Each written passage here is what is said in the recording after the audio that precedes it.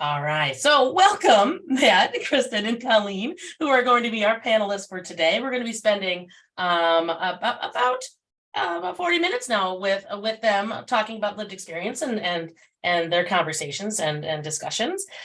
So know that 11:50 is about when we'll be stopping this section and we'll be putting a survey in that chat for you to take as we leave. So don't leave without doing that. But we want to welcome them, and I'm going to turn it over to them and their lovely conversation they have set up for us today.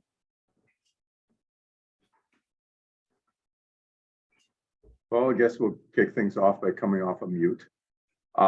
Perfect.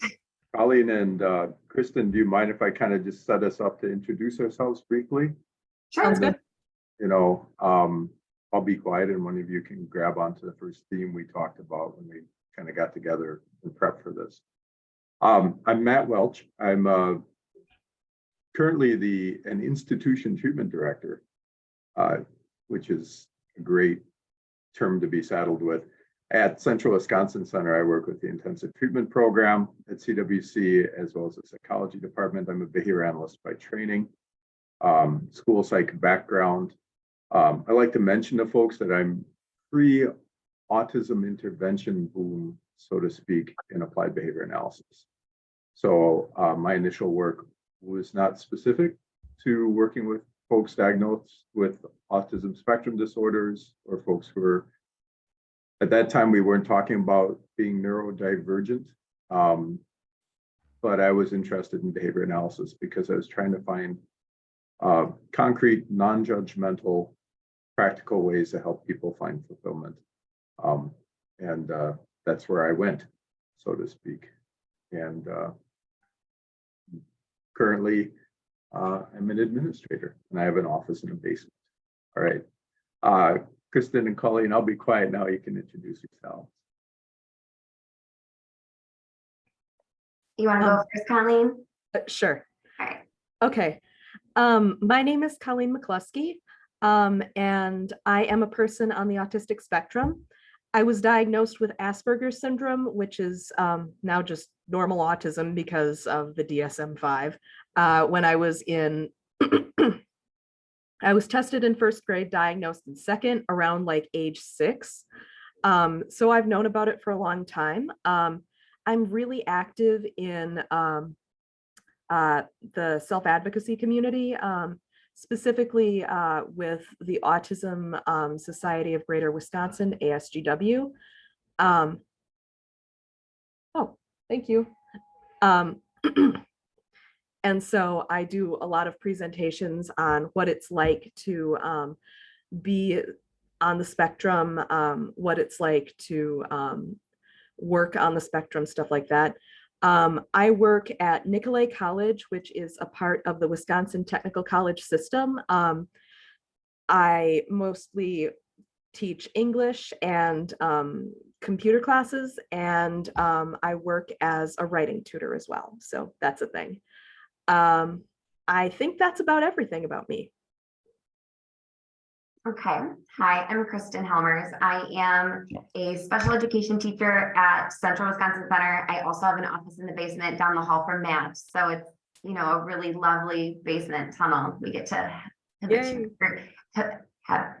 We'll just go with live in. I am also a board certified behavior analyst. And I am also neurodivergent. I was diagnosed with ADHD when I was like 33, so like well into my adulthood.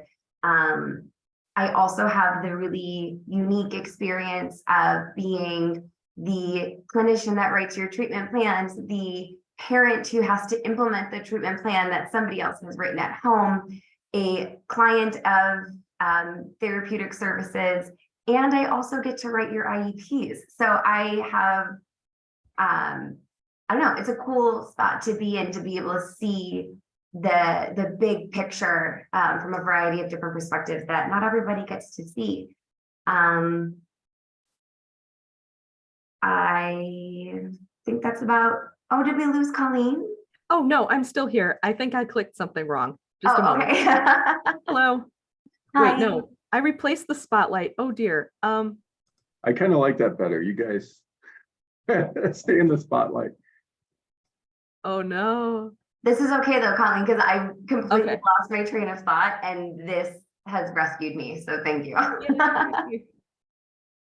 So, then to summarize where we're at, because I'll take that as a chance to do a Mhm. transition here.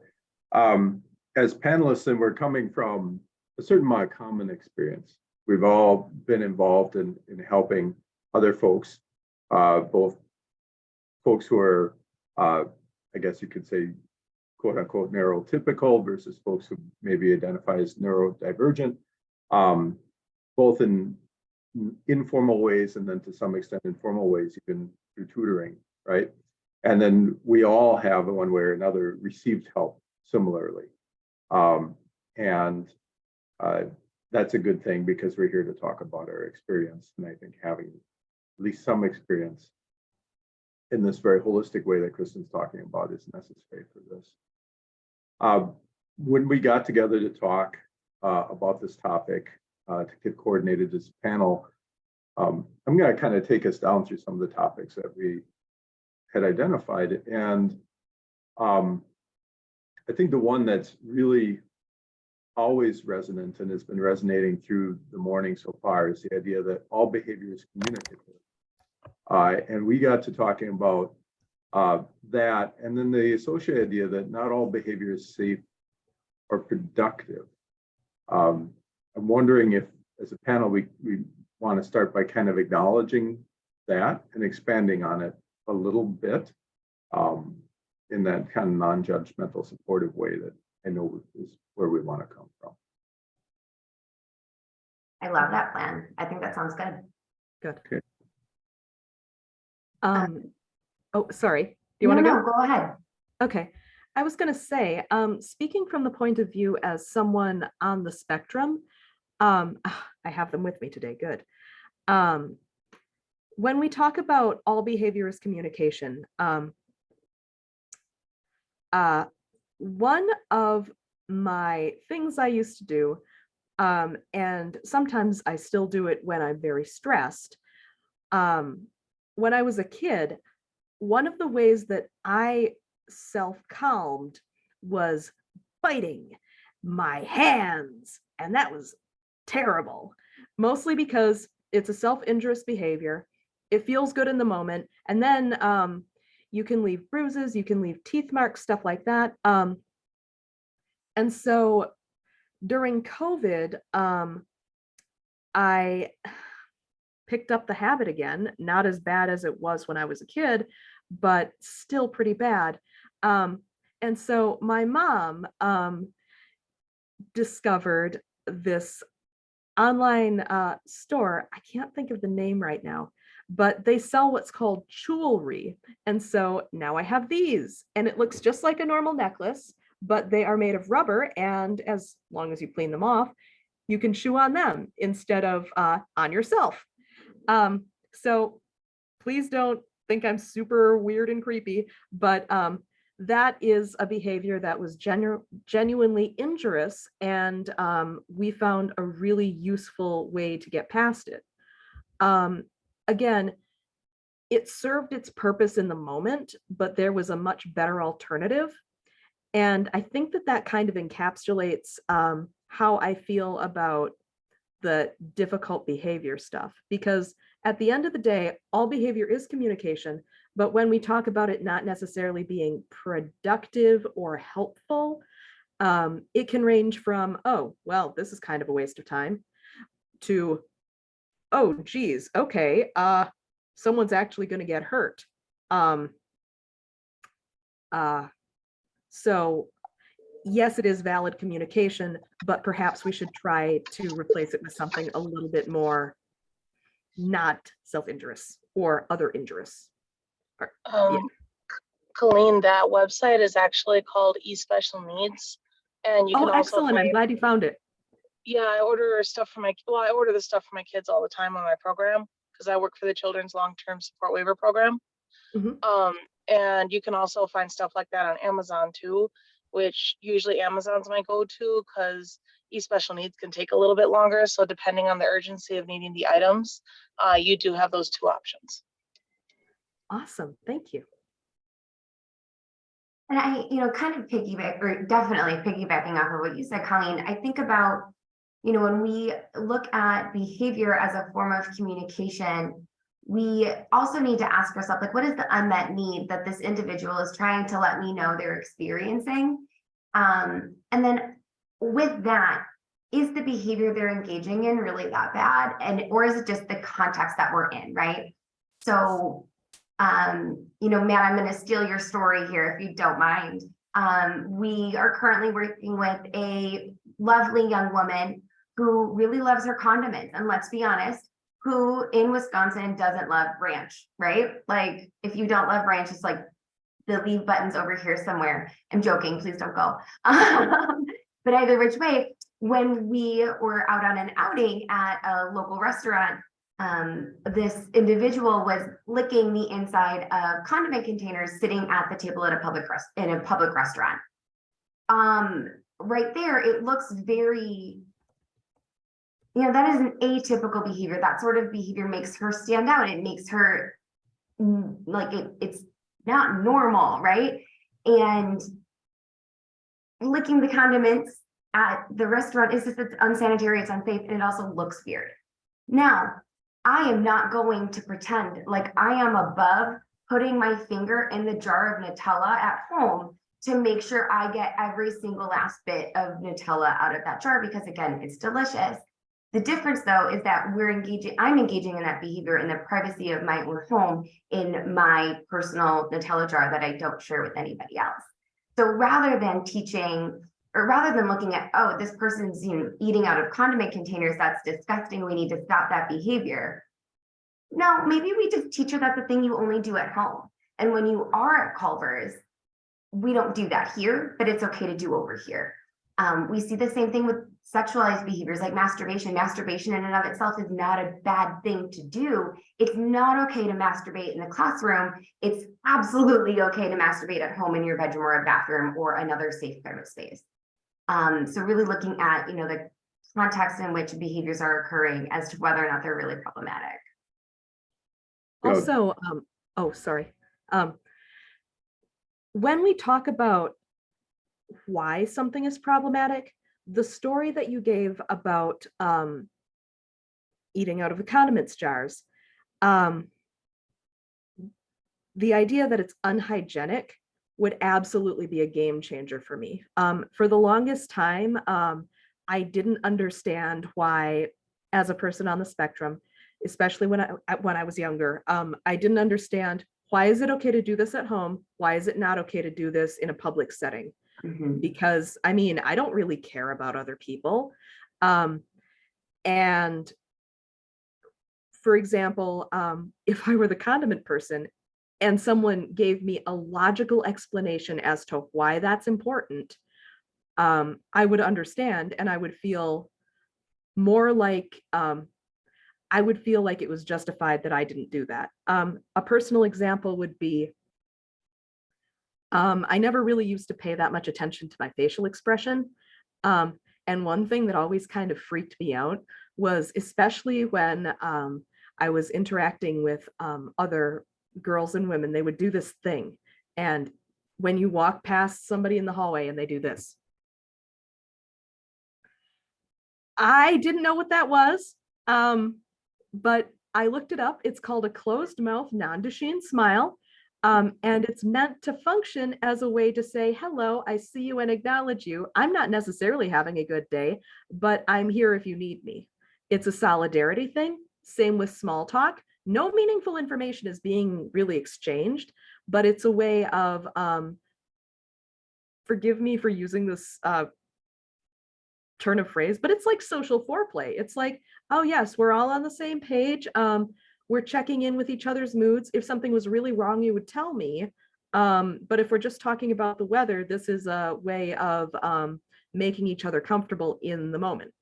And when I understood that that's the reason that we do the funny little smile, and that's the reason we talk about things that don't really matter, or at least that's the reason that other people do it, it made me much more comfortable doing it, because it felt disingenuous to do that without knowing why. because I generally, my rule of thumb is I don't do something without knowing why, because otherwise it's not real communication. It's just weird mimicry. But that's just me. Other people might be different. So yeah. Colleen, I need to know how you Googled that, because that, like, how do you Google the name of that facial expression? I was actually incredibly fortunate to have taken a class in what's called sociolinguistics. Of course. It's a breakdown of why people do what they do. And it's like the function of, oh, big mood to James in the chat. I always feel certain they mean something else, and that makes me nervous.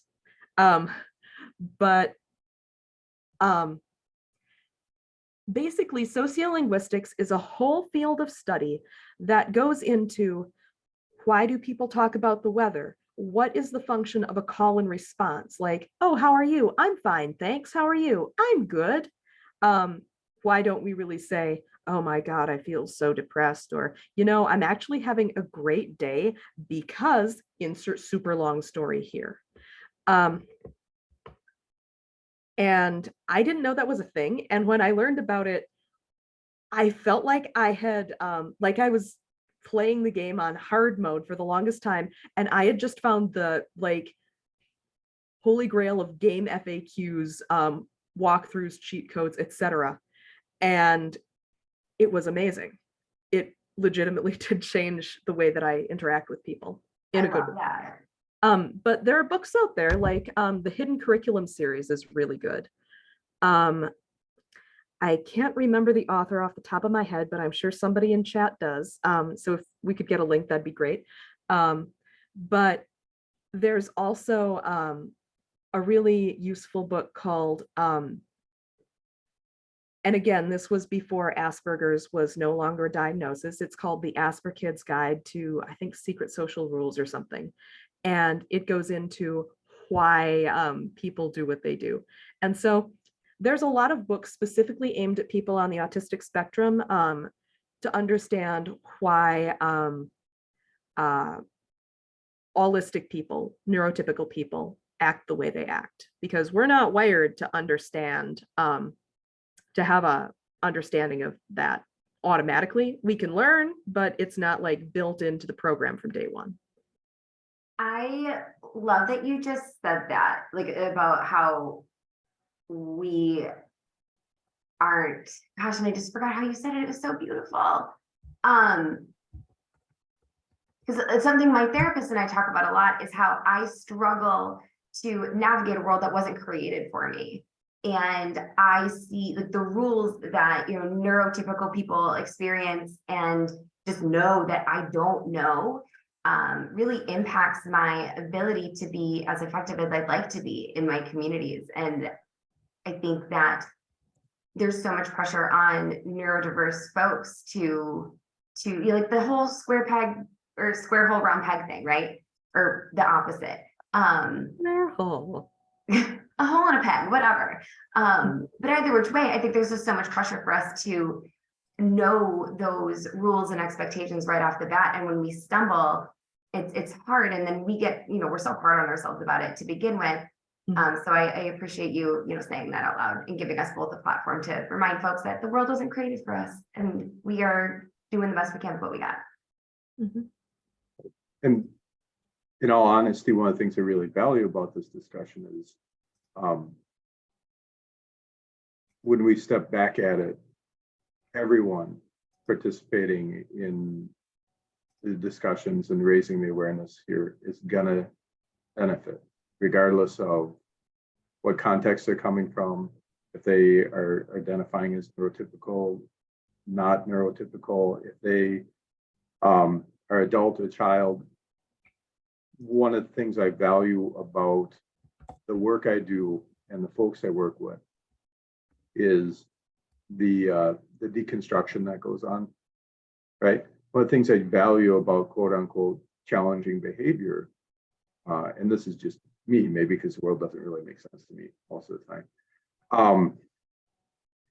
Matt, you're one of us. Like Yeah, well, I don't know why. That's the way it is. But it's nice to have this deconstruction we're talking about, because through that, we then can create a space that has fewer barriers to everyone entering, right? And Kristin, you got me thinking about.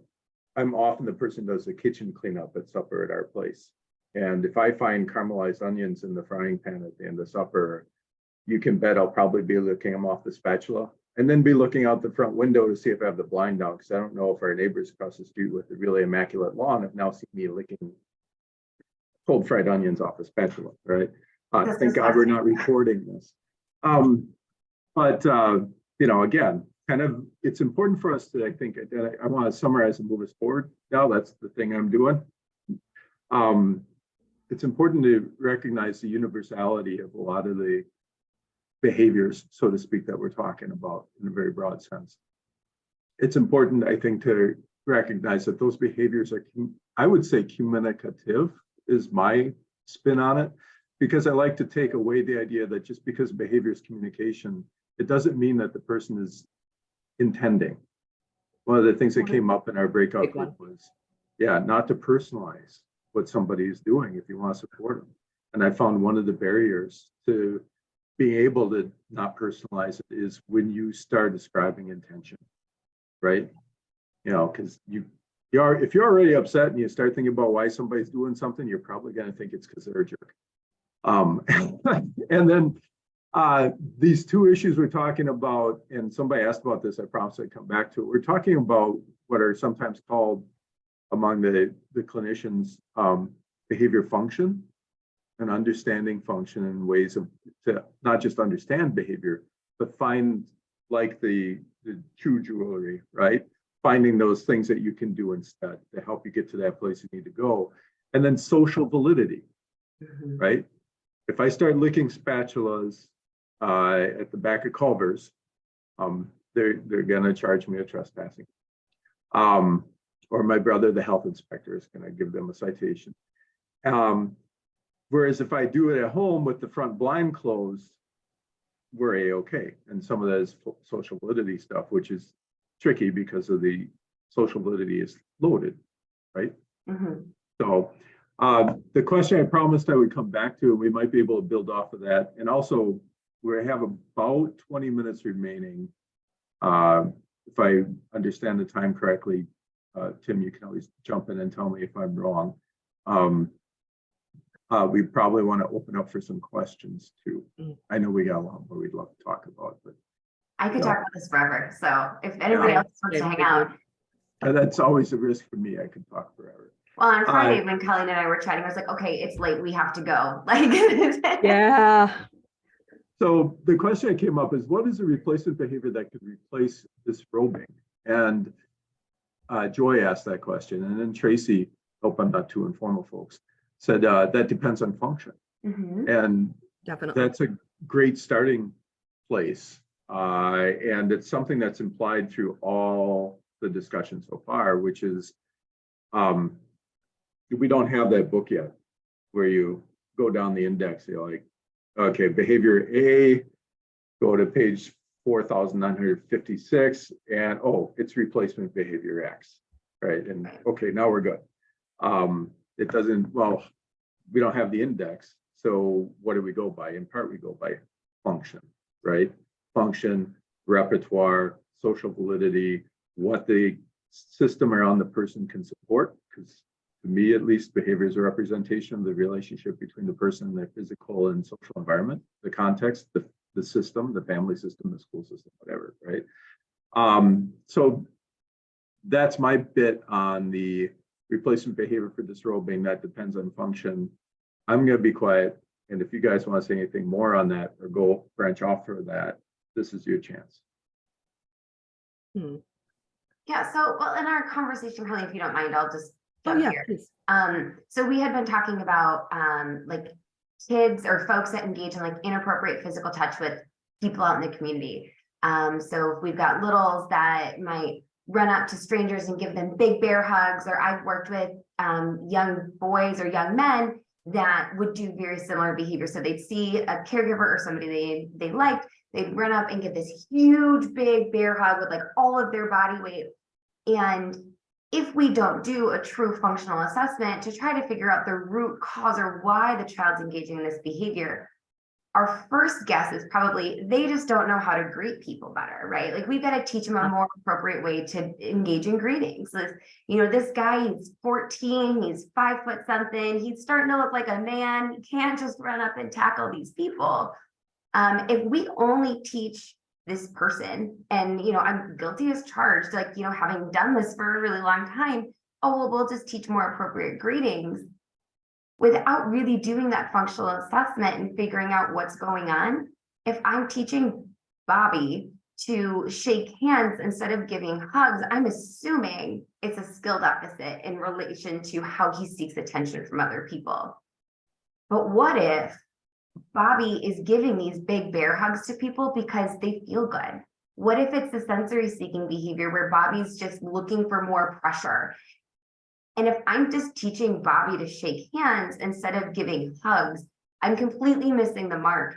And Bobby's not going to stop giving giant bear hugs to people because handshaking is not getting him access to that feel good of the big bear hug.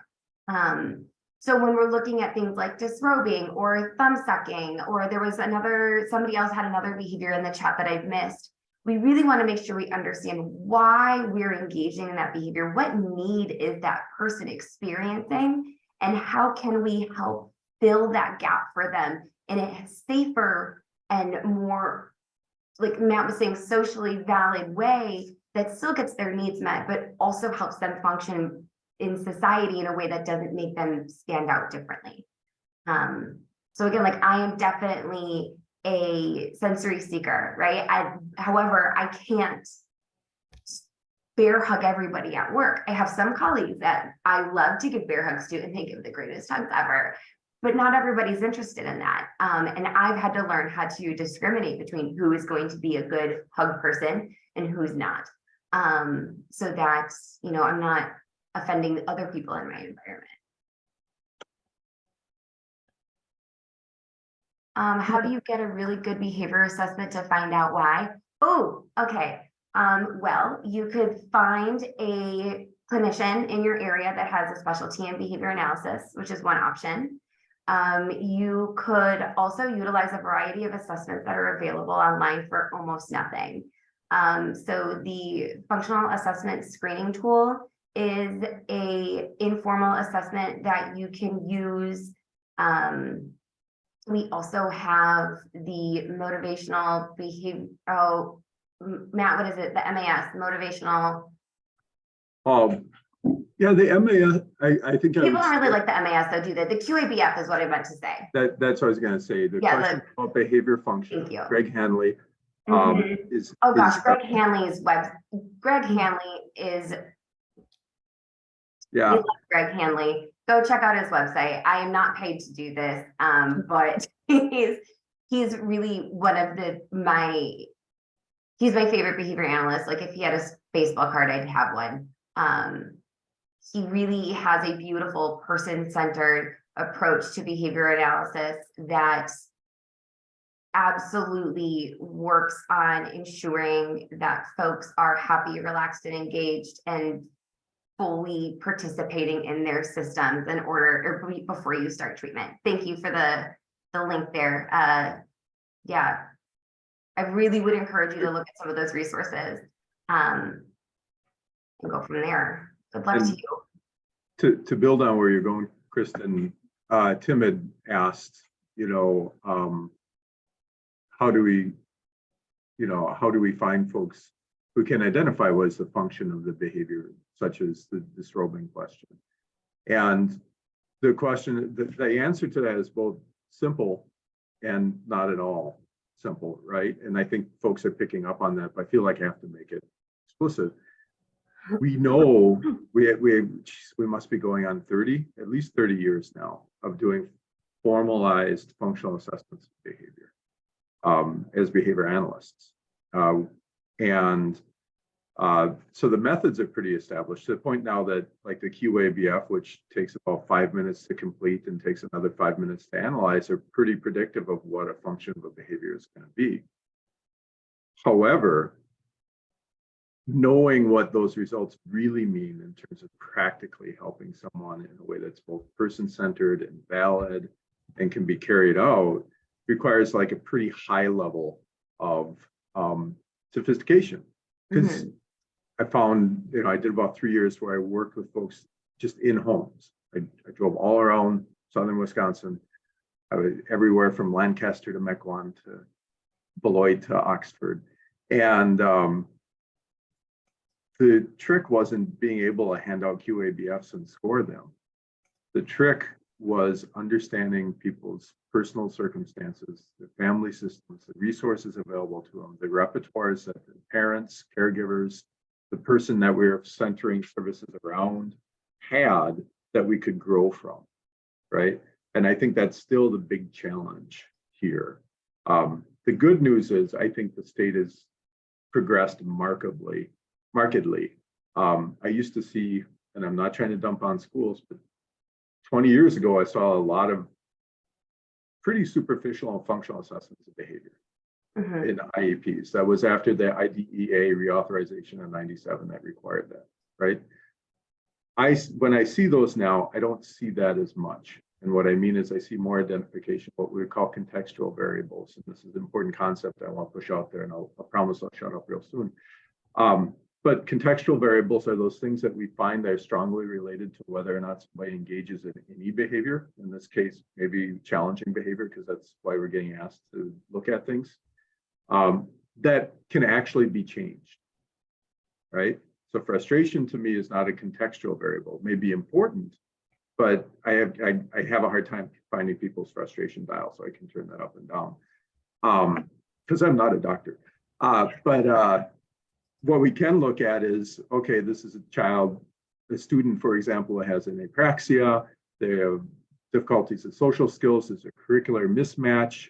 And so in-seat work really challenges them, and they get more reinforcement out of getting attention from peers. The peers find that reinforcing because they like watching the kid because they're bored with some of their in-seat work also. Those are all contextual variables. We can adjust the curricular mismatch. We can find out alternative ways of responding for the student to address the apraxia. We can teach social skills. We can enrich the social reinforcement for stuff that's not disruptive and so on. And so if you got to take a concept out of this, it's to look for contextual variables because those are the things that are going to empower people to change. Now, getting back to who helps you do that, good school psychologists can do this. Good special educators who've had, and by good, I mean folks who've had the training and experience, they have to ask. Some districts will have teams that have had additional training. We do have programs like the one I work in right now, which are, an inpatient program. That's a highly restrictive environment, so that should really be a last kind of resort as far as I'm concerned to do this sort of work. But we do have consulting behavior analysts to some extent who are able to be available. I do know that there's a firm out of Wanakee that's doing all virtual stuff, mostly with CTLS. How much they can scale up, especially since I mentioned that there's that group in this forum, I'm not sure, but they're out there. But you need to find someone who's going to have this mix of the analytic skills and then the people and systems skills. And that's increasing, but it takes some searching. It's kind of the best message I have. One could try reaching out. I would go through school districts, CTLS folks, and potentially getting in contact with the Wisconsin Association for Behavior Analysis or the Associated Providers Group to see who is able to do some of those things. That I promise, that's my only information dump I'll do. Thank you for your patience. I got a little excited. So we have about 10 minutes here. Should we open for questions? Okay. And more kind of, if anyone wants to just chime in verbally, I think that'll make verbal is good too. Yeah. Yeah, the chat's going too fast for me and I can't focus on the talk and the chat and the dividing my attention. There's a lot going on in the chat and other stuff going on outside of the chat as well. And there's people So outside the office. if you, I mean, I will try to, I have no clue what's back in the chat anymore because I got lost. Beautiful. I love that it's So- active though. Thank you guys. So but I love, yeah, Wonderful. love the interaction. Katie is trying to answer some of the educational questions in the chat as well. But if people do want to verbally, I would ask them that they use the reaction button and put their hand up so that I can see it and call on them, because we still do have 100 people in the room. So please do not all unmute at once. You'll drive me absolutely crazy. One of the things that as you guys were talking, if you could just quickly answer, in my mind, please tell me that I'm wrong. But there is this gold standard of functional behavior assessment, and that's really, really important. But there's still I'm a parent. Yep. I just want to know why my kid's doing this. What can I do? I'm not a behavior analyst. So maybe that might be a good question for me. Take it, please. Okay. When my mom was working with me when I was very young, before we even had the autism diagnosis. So this would be, we moved from Tennessee when I was 5 to Wisconsin, but and I was diagnosed at age 6. So for those solid 5 years, she didn't know what the deal with me was. And she had to rely on her intuition to figure that out. And I use this with myself too, because if you were at her keynote, we talked a lot about interoception and alexithymia, which is, I don't necessarily know why I feel the way I feel. All I can do is identify that it's bad. There was a graphic I shared with somebody in the chat where it's a little breakdown of if you feel like everyone hates you, you need to sleep. When you feel like you hate everyone, you need to eat. When you feel like you hate yourself, you need to take a shower. Ooh, that's good. And that's sort of like, I don't know, it helps. But a lot of the time, questions I ask myself are, and questions you might ask about the person you're supporting are, okay, what do they need in this moment to feel better? Yeah. For example, I might be doing something and I might realize, like, for example, working on material for a class or reading a book or something, just something benign. And I might be like, okay, something's wrong. I feel like not good. What can I do to fix this? And then I would kind of do like a self-scan, which would be, oh, I think that there's resources available online for that. Somebody just mentioned in the chat. But I do what I like to call a self-scan, which is like, okay, am I hungry? Yeah, there we go. Does any part of my body hurt? Is something in the environment distracting? And am I thinking about something or worrying about something? Is there someone I can talk to check my reality and make sure that I'm not like catastrophizing? Because that's a thing I do. I don't know why I do it. I just do it. But like sometimes there'll be something in the back of my mind. I'll be like, oh no, I have to turn in this. Like, for example, taxes are always hard. Preparing for a presentation like this is always hard. It's like, oh, geez, okay, did I do everything I have to do? And then going back and checking that helps. But again, it could be like food, sensory, like the shirt itches, oh dear, anything like that. And once you kind of identify what it is that'll make you feel better in the moment, if it's feasible to do it, I just go and do it. And that, if you can establish communication with the person you're supporting and be like, okay, do your self-scan, what's bothering you right now? What can we fix? That'll get rid of like the major problems at the forefront and let you go deeper if it's a, I guess, more underlying problem. That's, again, what my mom kind of does with me and what I do with myself. That might be a good way to start with kind of a holistic approach. Mhm. But yeah, so that's what I do. No, and I love that, Colleen. And as a parent, right? So I have a toddler at home. He is not linguistically skilled enough to do a body check. So what I find myself doing is asking so the first things I always ask myself is, okay, when's the last time he peed? What's the last time he ate? And has he drank anything recently? And Yes. then once those like little, or like, did he skip his nap? Because we're also at that age where naps aren't fun anymore. Somebody save me. No. So, I'll ask myself those questions. And if he's hungry, needs to pee, or maybe just needs to take a few minutes to rest, I try to get that taken care of for him first. And then if those things are checked off, I start to ask myself, what do I think he needs? What is he trying to tell me right here?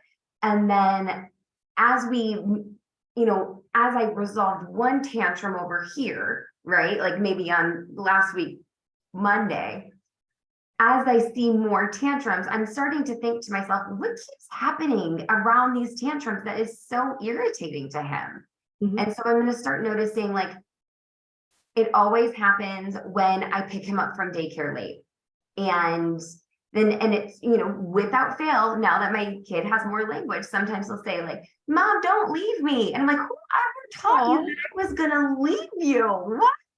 Oh, that's ridiculous. But like, I don't say that to him. I say it to myself, obviously. But, then I, engage in some reassurance, like I would never leave you. I'll always come for you, et cetera, et cetera.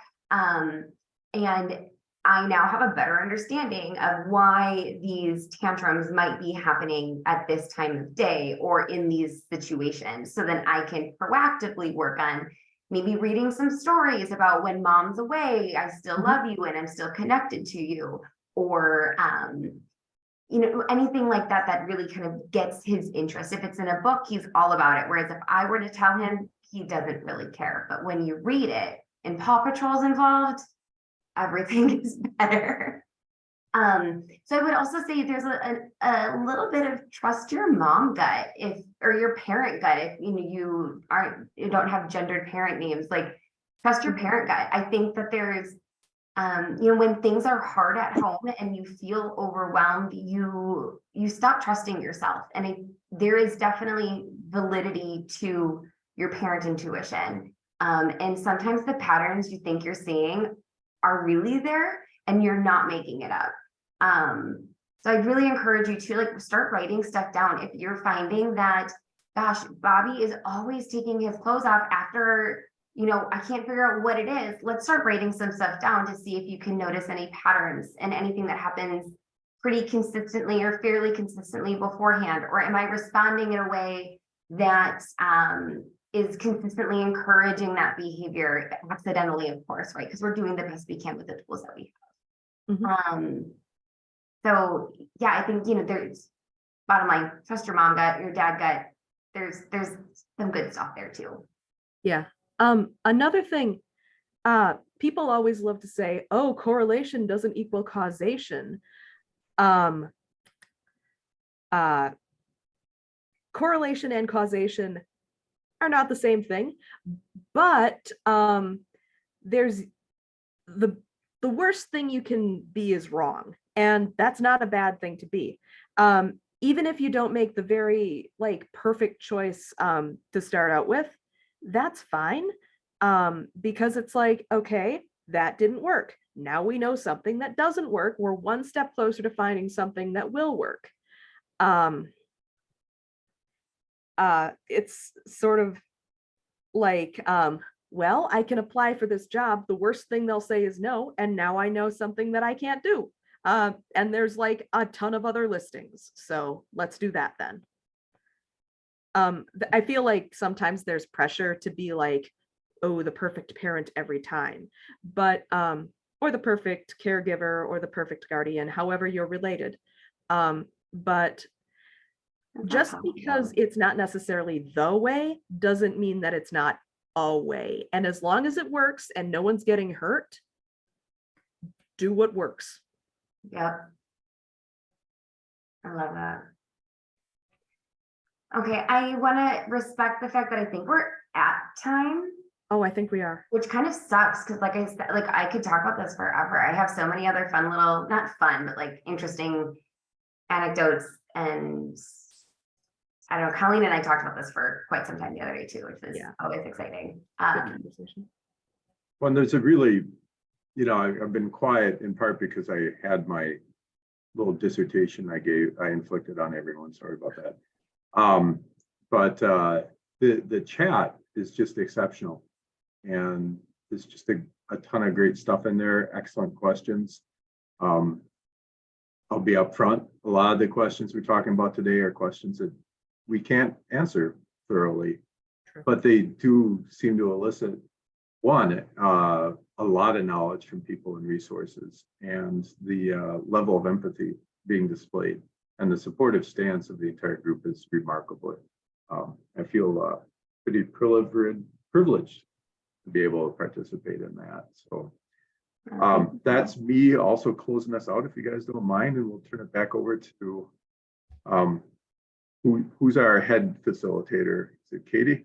Oh, no, we never decided who was doing what, so we're just kind of flying by the seat of our pants here. I vote Works for Katie. me. I vote Katie. Nice. No, Tim went away. He pressed a button somewhere. All right. So thank you all for joining us. Hopefully Tim will come back in here. I am actually going to throw in the chat our post survey because we do love your feedback. We do have a steering team meeting that's coming up that hopefully we'll see some of you at. And if you again want to be part of the steering team, go ahead and give me an email and I'll add you to the list. I'm just typing my email in here real quick again. But if you take that survey before you leave, that would be fantastic. Email me if you have any questions about the steering team and moving on. Otherwise, you will see us again. We'll do hopefully a round of 3 gatherings next year. We really coming through COVID, things kind of threw things off, and we were trying stuff, and now we're steamrolling back into things now. So know that next year we're aiming to do 3 gatherings. And if you want to be part of that team that decides what those 3 meetings are going to be, give me an email if you're not already on it.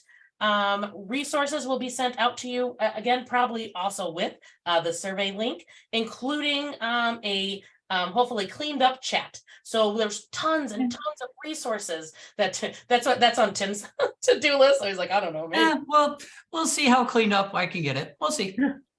But know that is going to be coming too. If you registered, you'll get that in your email, most likely from Christy Schroeder, or over Tim, depending.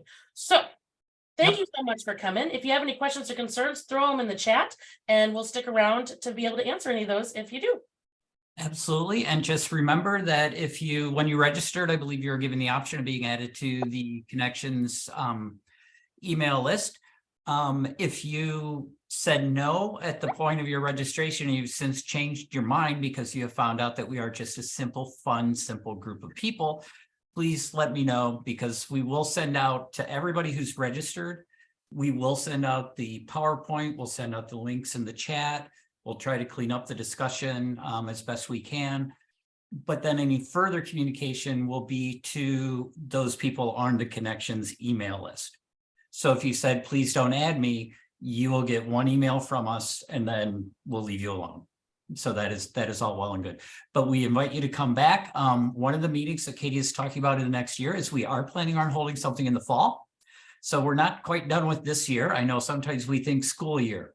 A lot of things that I do revolve around school year. But we are planning on having an event that the steering team will be, a gathering that the steering team will plan for this fall. So don't go too far away. We hope you all will be back. All right. Have a good one. Enjoy hopefully what is really good weather in your area. At least it's good here for me.